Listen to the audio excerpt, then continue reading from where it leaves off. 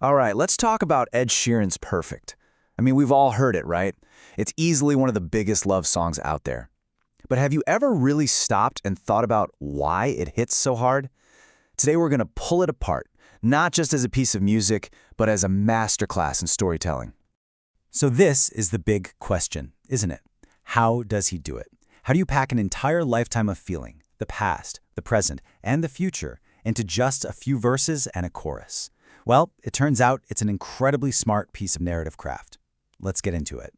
You know, any great story, especially a love story, needs a solid beginning. It needs a foundation that makes you actually believe in the characters, and that is exactly where this song starts, way back in the past. And boom, right there, in the very first verse, he sets the entire stage. Think about that phrase, just kids. Instantly you know this isn't some brand new, fleeting romance. This is a relationship with deep roots, a long shared history. This is just a perfect example of the magic of songwriting. He doesn't need to give us a whole long backstory or some cheesy montage. Nope, one single line does all the heavy lifting. It immediately gives you this powerful sense of nostalgia and shared experience. And then he hits you with the second half of that line, which adds this whole other layer of authenticity. It tells us their love wasn't planned or calculated, it was just pure, innocent. And that detail makes their entire history feel so much more real and relatable. So, here's the key takeaway from that first part. By grounding the entire song in this innocent, shared past, every single emotion that comes later feels completely earned. We believe in their love now because we can feel the weight of their history.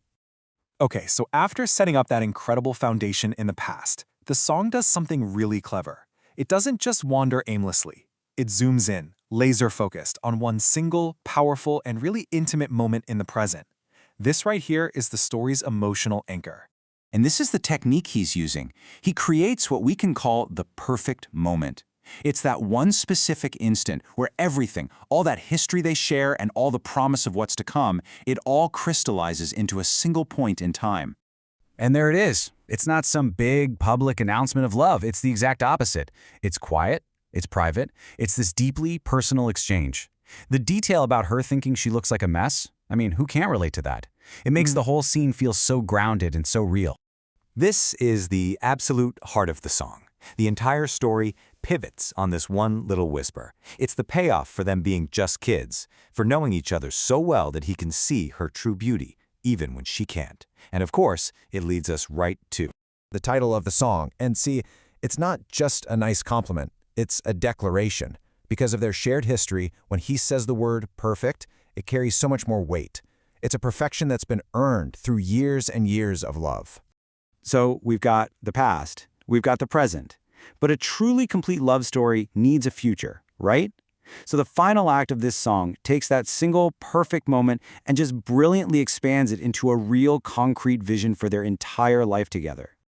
Just look at how structured this is. It's not just some vague, oh, I hope we're together forever. No, it's a blueprint. He lays out the actual steps, moving from the emotional connection of sharing dreams to the practical reality of building a home and a family. This line right here, this is the bridge. It connects the inner world of dreams to the outer world of a physical home. It's that critical moment where the story shifts from me and her to a shared us, a shared space. It's a huge step. And here we are. This is the ultimate payoff. This is the promise that locks everything into place. It takes the love that started when they were just kids and projects it forward into the future, into creating a new generation, a family, a whole legacy. So, when you step back and put all these pieces together, what do you really have? Well, you've got way more than just a hit song. You have this perfectly woven story that connects all three timelines into one really powerful message. At the end of the day, the genius of this song is all in its structure. It works because it establishes an authentic past. It anchors everything in one perfect present moment, and then it launches all of that emotion into a hopeful future. It tells a complete, satisfying story of a love that lasts. And that kind of leaves us with one last thought. This three-act structure, it isn't just for songs.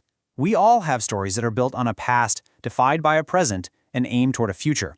So maybe take a second and think. What are the three moments that define your most important story?